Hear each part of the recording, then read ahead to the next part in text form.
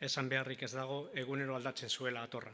Argitu zuen Carmenek irribarre batekin, eta atseden hartu zuen gero. Gogoratzen duzun garai hartako gauzetatik zein duzu gustukoen, galdetu nion isilune baten ondoren. Marrubizko izozkien zaporea.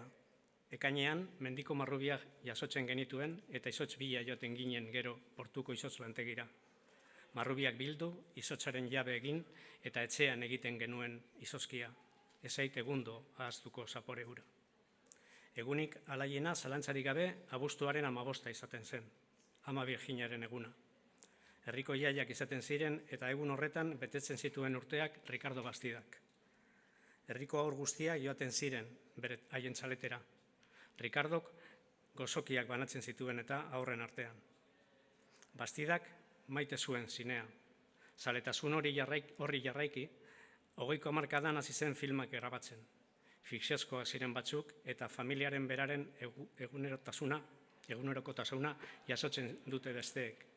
Zoratu egiten gintuen aitak, hasiera polita zen filmena. Mozorrotu egiten ginen eta artista sentitzen ginen, baina gero ura dena antolatu behar zen, ezenak prestatu, behin eta berriz grabatu. Gaur da eguna harritu egiten naizela aitak hartzen zuen lanarekin.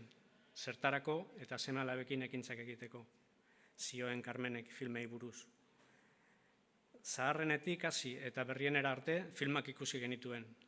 Gente de Mar izan zen ikusi genuen lehena.